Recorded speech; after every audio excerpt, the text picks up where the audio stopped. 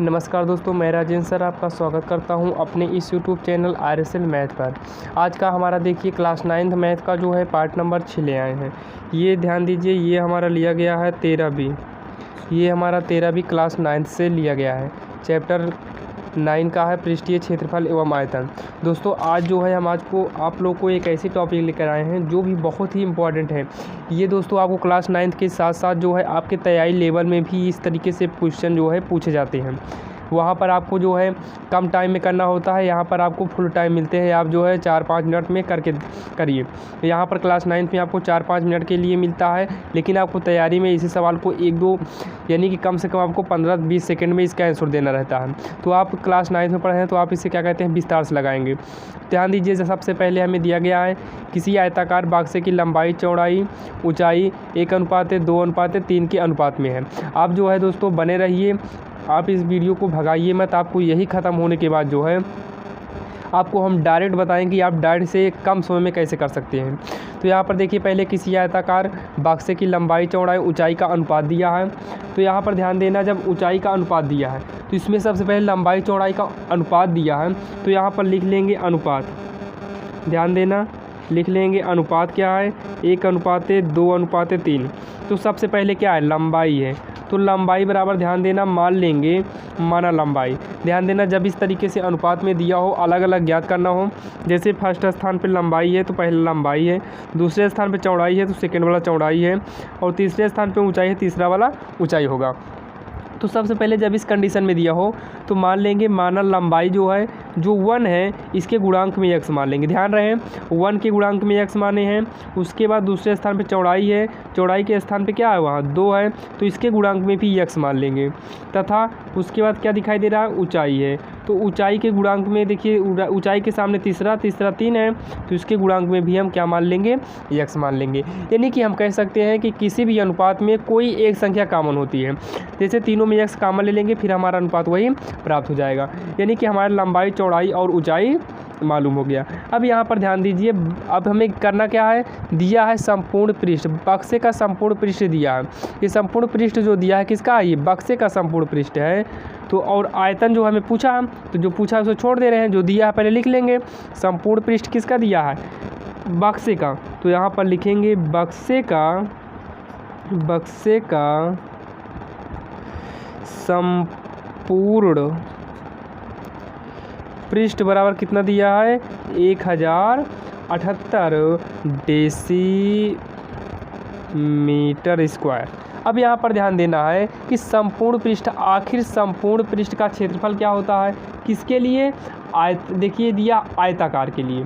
तो संपूर्ण पृष्ठ का जो फार्मूला होता है वो होता है 2 लंबाई गुणे चौड़ाई प्लस चौड़ाई गुणे ऊंचाई प्लस ऊंचाई गुणे लंबाई बराबर में दिया है। ध्यान देना, हमें बराबर में पहले से दिया कितना है, बराबर में दिया है 1078। अब यहाँ देखिए 2 लंबाई कितना है, x है, चौड़ाई हम 2x है, प्लस चौड़ाई 2x, लंबाई 3x है। उसके बाद ध्यान दीजिए प्लस ऊंचाई कितना है, 3x है, और लंबाई x है। इसके x है, आगे 1 है, तो आगे 1 लिखा नहीं जाता है, तो हम यहाँ पर दिखाने के लिए लिख दिए हैं 1 है यहाँ पर, लेकिन यहाँ पर हम x भी लिख सकते हैं, 1 ज़रूरी नहीं है। तो 1078 हो गया। 2 गुणा कर देंगे, 2 का नाम 2x स्क्वायर, 2 तिहाई 6x स्क्वायर, 3 का नाम 3x स्क्वायर बराबर में 1078।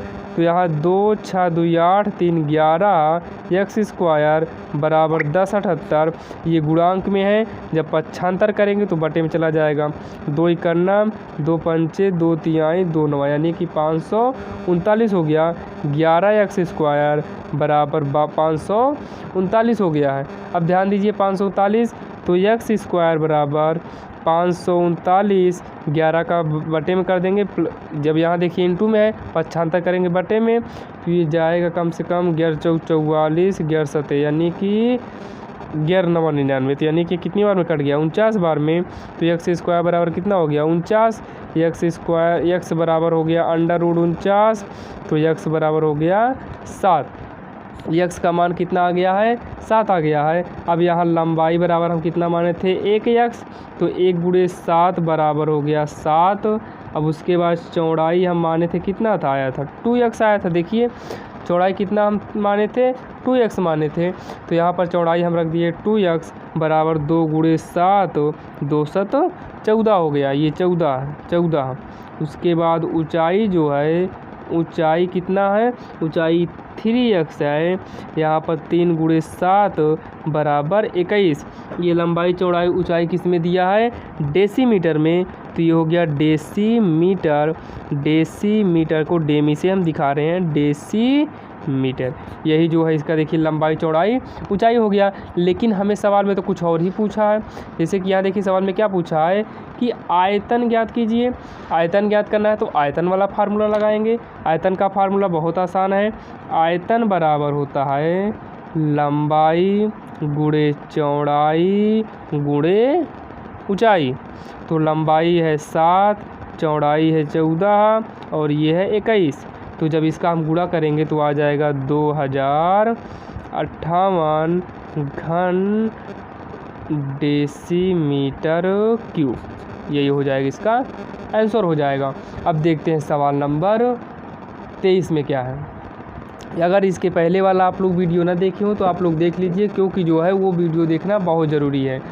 उसमें जो है बेसिक वोसिक बताया गया, यानी कि छोटी सवालें बताए गए हैं। जब हम छोटी सवाल कर लेंगे तो बड़ी सवाल करने में हमें आसानी होगी। देखिए सवाल नंबर 23 में, हमें दिया है एक ईंट की लंबाई चौड़ाई और ऊंचाई क्रमशः 18 सेंटीमीटर 12 सेंटीमीटर तथा 10 सेंटीमीटर है। तो ये किसके लिए है, ईंट के लिए है। ईंट का आयतन जब यानी कि ईंट की लंबाई चौड़ाई ऊंचाई दिया है, कि मान लीजिए ईंट का लंबाई चौड़ाई ऊंचाई हमें मालूम है, तो उसका आयतन हम आसानी से ज्ञात कर लेंगे।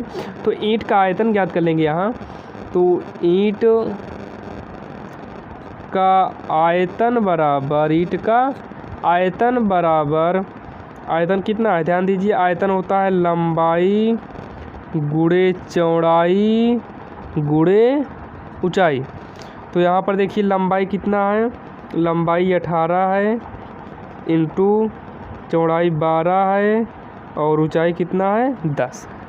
अब यहाँ पर ध्यान दीजिए, लंबाई चौड़ाई ऊंचाई हमें मालूम है, हमने लंबाई चौड़ाई ऊंचाई लिख दिया। अब ध्यान दीजिए उसके बाद क्या कह रहा है, 12 मीटर लंबी 6 डेसीमीटर चौड़ी तथा 4.5 ऊंची, यानी कितना मीटर जो है ऊंची दीवार में ऐसी कितनी ईंटें लगेंगी।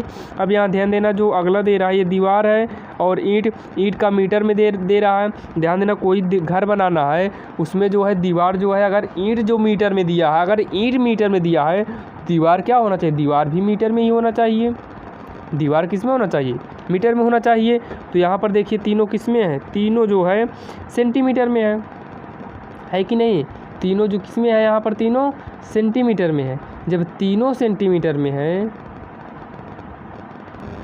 देखिए ये क्या कहते हैं, लंबाई चौड़ाई ऊंचाई जो दिया है एक ईंट का है, तो ईंट का जो है ईंट की लंबाई चौड़ाई ऊंचाई दिया है। ईंट का आयतन जो हम ज्ञात करेंगे, तो ईंट के आयतन में 18 12 10 दिया है।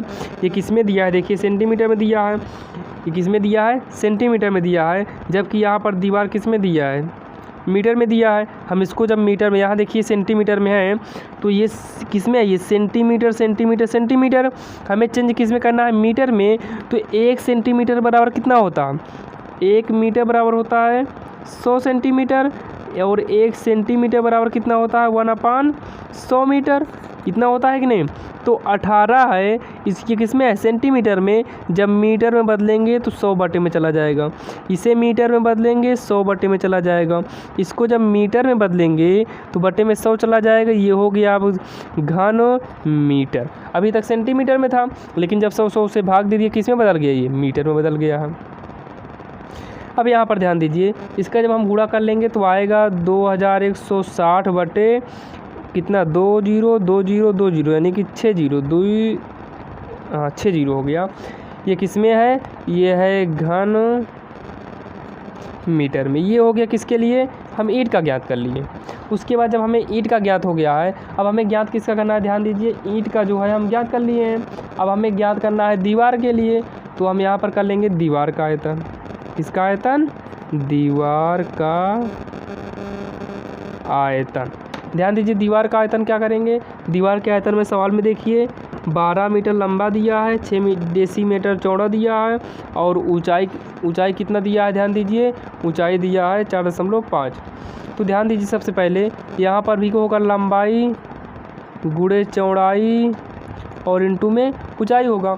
तो लंबाई कितना दिया है देखते हैं, लंबाई दिया है 12 मीटर, तो यहाँ पर हो गया 12 मीटर लंबा है। अब उसके बाद ध्यान दीजिए चौड़ा कितना है, चौड़ा है 6 डेसीमीटर, 6 डेसीमीटर है। ऊंचा कितना है देखते हैं, ऊंचा दिया है 4.5, ये है जो है ये दिया है मीटर में है ये वाला 4.5 मीटर, तो यहाँ पर हो गया 4.5 मीटर। अब यहाँ देखिए 12 गुणे ये मीटर है, इसका मीटर अभी छोड़ दिए हैं। अब यहाँ देखिए डेसीमीटर दिया है, तो डेसीमीटर से हमें मीटर में चेंज करने के लिए क्या करेंगे, 10 से भाग देंगे तो ये बदल जाएगा मीटर में। तो ये इसका भी मीटर है, मीटर ये 45 पॉइंट है, तो पॉइंट हटाने के लिए 10 से भाग दिए तो पॉइंट हट जाएगा, यानी कि पॉइंट के नीचे एक, पॉइंट के बगल में एक गिनती है इकाई तरफ, तो एक जीरो लग गया यहाँ पर मीटर। तो ध्यान दीजिए 12 गुणे 6 गुणे 45 बटे में 10 है, गुणे में 10 है, मीटर 3 है, तो मीटर क्यूब बाहर चला गया। अब ध्यान दीजिए इसको जब हल करेंगे तो आ जाएगा 162/5 मीटर में क्यूब आ गया। अब यहाँ पर ध्यान दीजिए सवाल में क्या कह रहा है, हम तो क्या कहते हैं सबसे पहले ईंट का आयतन ज्ञात कर लिए, ईंट काम हो गया इसका। उसके बाद हम दीवार का आयतन ज्ञात किए, दीवार का हो गया। अब कह रहा है यदि दीवार का 1/10वां भाग मसाले से भरा हो, किसका, दीवार का 1/10वां भाग मसाले से भरा है, तो अब यहाँ पर लिखेंगे मसाले, यहाँ देखिए मसाले के द्वारा घिरा, ये आयतन है, घिरा आयतन, मसाले से घिरा आयतन बराबर कितना है 162/5 का जो है का माने गुणा किसरा भाग है, 10वां भाग है, तो इसको हल करने पे आएगा 81/25 घन मीटर, क्योंकि ये कटेगा 5, ये आएगा 81 करना में 81 5 25 आ गया, 81/25 घन मीटर आ गया है। अब आगे देखिए, अब ध्यान दीजिए हमें ये ज्ञात हो गया है। अब देखिए केवल ईंट के लिए ज्ञात कर लेते हैं, ध्यान दो, मसाला वाला ज्ञात किए, ईंट का ज्ञात किए, दीवार का ज्ञात किया, मसाले का ज्ञात किए, तो हम देखते हैं केवल ईंटों द्वारा घिरा आयतन, ईंटों द्वारा घिरा आयतन कितना था देखिए, दीवार का आयतन कितना 162, ध्यान देना दीवार का आयतन 162/5 है, माइनस कर देंगे 81/25, ध्यान देना अगर दीवार जो है, दीवार में से अगर मसाला गायब कर देंगे, ये मान लीजिए दीवार है, दीवार में मसाला वाला आयतन हटा देंगे तो एक दीवार में मसाले और ईंट से बनता है, जब मसाला हट जाएगा तो बचेगा क्या, ईंट। तो यहाँ पर केवल ईंट द्वारा घिरा आयतन 162/5 माइनस 81/25, तो इसको जब हम हल कर लेंगे, तो जब इसे हम हल करेंगे तो आ जाएगा 729/25, ये आएगा घन मीटर में, ये किस में आ गया, घन मीटर में आ गया है। अब यहाँ पर ध्यान दीजिए हमें ज्ञात क्या करना है, हमें ज्ञात करना है कि कितने ईंटें लगेंगी, यानी कि हमें ईंटों की संख्या ज्ञात करना है। तो यहाँ पर देखिए जगह नहीं है, यहीं पर कर देते हैं ईंटों की, ध्यान देना ईंटों की संख्या बराबर, ध्यान दीजिए ईंटों की संख्या बराबर हो जाएगा केवल, देखिए ईंटों की संख्या बराबर हमें हो जाएगा केवल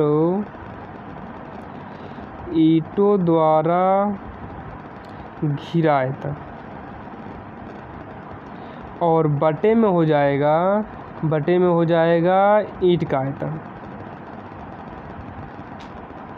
तो हमें यही तो देखना है ना कि हमें कुल ईंट कितने लग रहे हैं और एक ईंट का आयतन कितना है, कुल ईंट में से एक ईंट से भाग दिया, यानी कि केवल ईंटों द्वारा घिरा आयतन, यानी कि पूरे कमरे का आयतन दिखा रहा है यहाँ पर, ईंट का पूरा कमरा, यानी कि ईंट से जितने भी आयतन है सब दिखा रहा है यहाँ, और यहाँ ईंट का आयतन यानी कि किसी एक ईंट का आयतन दिया है। तो यहाँ पर हम देखिए केवल ईंटों द्वारा घिरा आयतन कितना था हमारे पास, केवल ईंटों द्वारा, ध्यान दीजिए केवल ईंटों द्वारा कहाँ था, ये है 729/25, तो 729 का बटा 25। अब मेन लाइन ये वाली है, मेन लाइन ये है। ईंट का आयतन कहाँ है देखिए, ईंट का आयतन है 2160 बटे 2160 बटे में 6 जीरो है, 1 2 3 4। तो अंदर अंदर अंदर अंदर बाहर बाहर का गुणा कर लेंगे। तो अंदर बाहर बाहर क्या है देखिए 729 और है 6 जीरो, 2 2 4 2 6 जीरो बटे में है 25 गुणे का 25 गुणे का कितना है 2160 है। जब हम इसको हल करेंगे तो ये लगभग आ गया 13,500। कुल कितने ईंट लग जाएंगे 13,500 ईंट लग जाएंगे।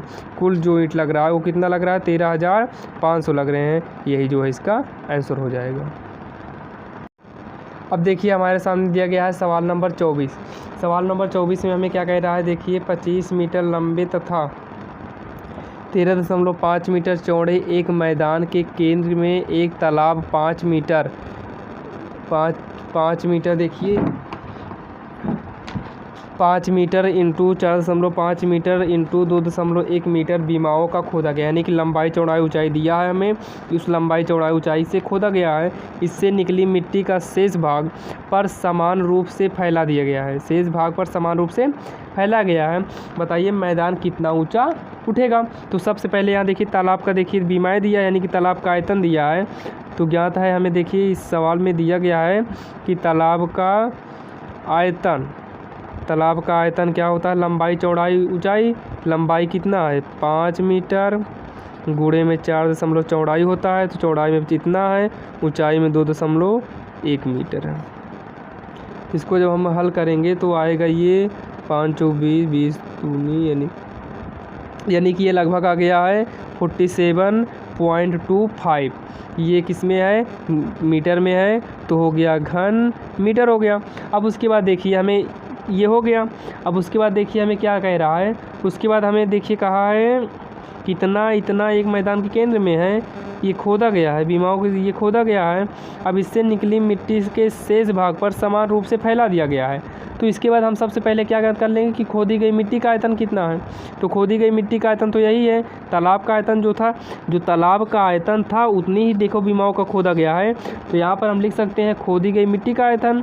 तो खोदी गई मिट्टी का आयतन, तो खोदी गई मिट्टी का आयतन कितना आया है 47.25 घन मीटर। तो ये हो गया क्या कहते हैं खोदी गई मिट्टी का आयतन। लेकिन हमें ये नहीं मालूम कि खोदी गई मिट्टी का आयतन तो मालूम हो गया, लेकिन हमें ये नहीं मालूम कि आखिर मैदान का आयतन कितना है।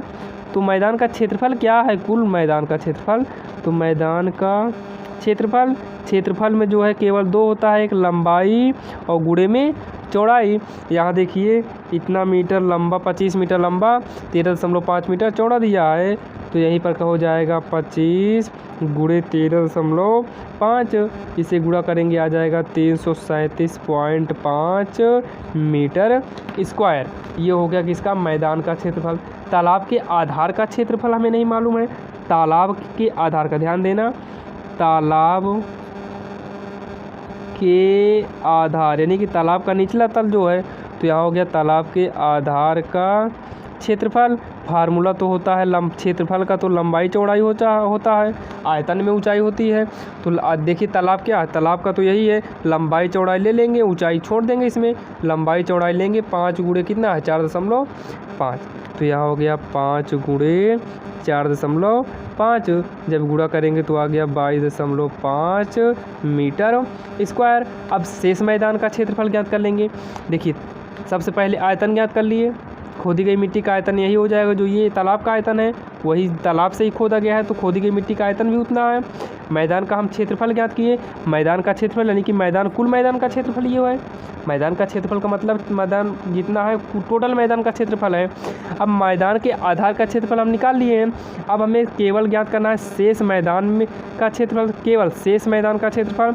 शेष मैदान का क्षेत्रफल। अब यहाँ देखिए शेष मैदान का क्षेत्रफल ज्ञात करने के लिए इतना मैदान का क्षेत्रफल था, इतना खोद लिया गया, तो बचा कितना, जब इतना था, इतने में इतना खोदा गया, तो ये क्या हो गया, ये कम हो गया है।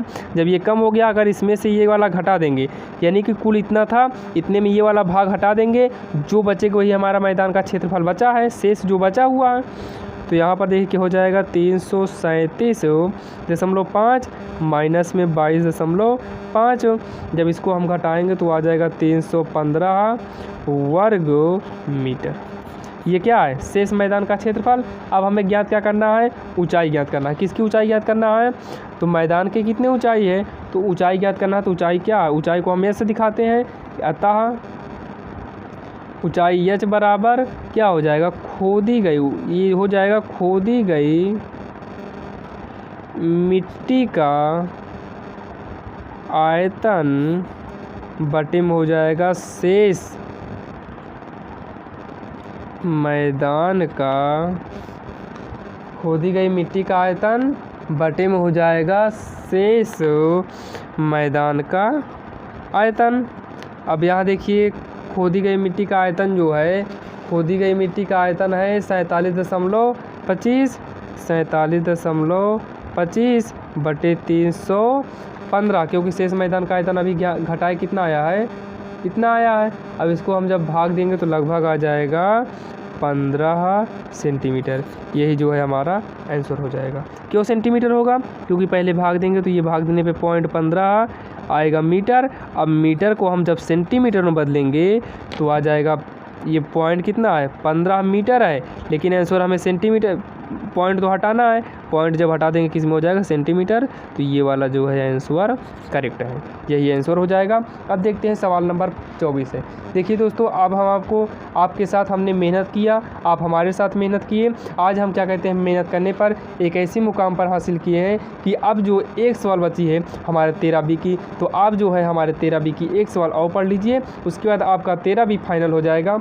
आपको अगर क्या कहते हैं टेस्ट देना है तो आप हमें कमेंट बॉक्स में कमेंट कीजिए, और हम जो है आपके लिए एक मॉडल पेपर यानी कि क्लास 9 का पृष्ठीय क्षेत्रफल से चैप्टर 1 और प्रश्नावली 1 13A और 13B का एक मॉडल पेपर आपको हम दे देंगे। इसके लिए आप कमेंट कीजिए, आपको अगर मॉडल पेपर चाहिए तो आप कमेंट कर दीजिए, हम एक मॉडल पेपर बनाकर आपको दे देंगे। बस एक सवाल और बची है, इसे देख लेते हैं। ये जो सवाल है देखिए, इस मॉडल से जो है हम आपको एक बार बता दिए हैं। देखते हैं सवाल नंबर जो है 25 में देखिए हमें दिया गया है, किसी घनाभ का संपूर्ण पृष्ठ दिया है, इतना देखिए दिया है, सामने स्क्रीन पर है आपके।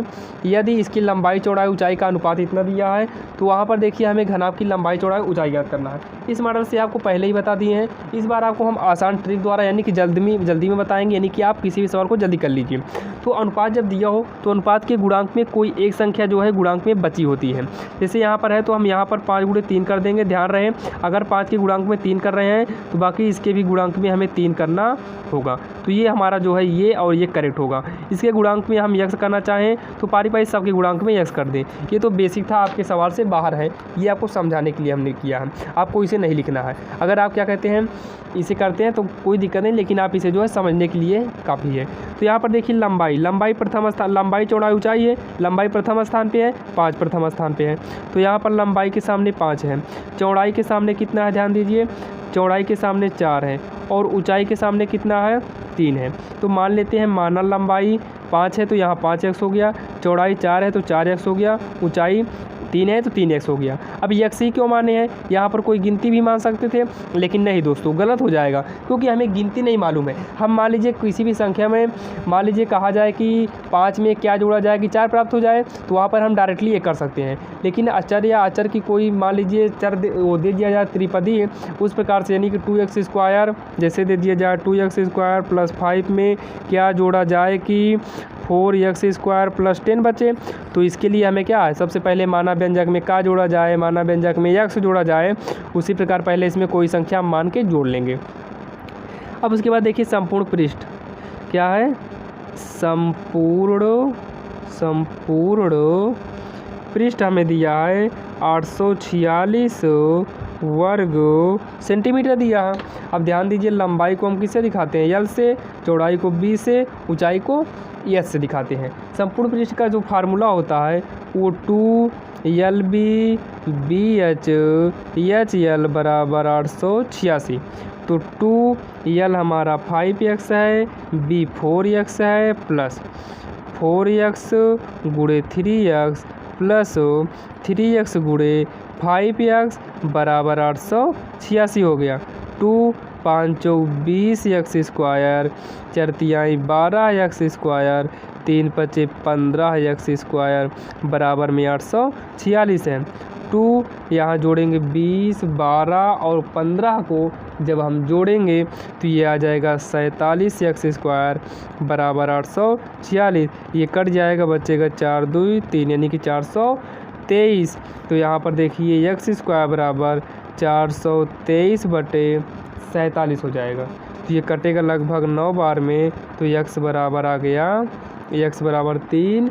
ये किस में आ गया है? सेंटीमीटर में आ गया है। अब यहाँ देखिए लंबाई बराबर, अतः लंबाई हम इसके पहले क्या माने थे? 5x माने थे, तो 5x, x का मान 3 है तो 3 पंतियाई 15 सेंटीमीटर, ये है 15 सेंटीमीटर। उसी प्रकार चौड़ाई को 20 से दिखाते हैं। चौड़ाई हम कितना माने हैं? 4x माने हैं, तो 4 गुणे 3 4 तिहाई 12 सेंटीमीटर। उसके बाद जो है h है, h को हम माने हैं 3x, तो 3 गुणे 3 3 त्रिक 9 सेंटीमीटर। यही जो है हमारा आंसर हो गया है। आज जो है क्या कहते हैं, आपको जो है आप 13B की 25 सवाल तक थी, तो हमने पूरा 25 तक कोशिश किया आपको अच्छे तरीके से समझाने के लिए। आप जो है इसे अच्छे से पढ़िए और अपने दोस्तों में भी जो है इसे शेयर कीजिए, ताकि वो भी इस सवाल को अच्छे से पढ़ और समझ सकें। अब मिलते हैं आपको हम पार्ट नंबर 13C।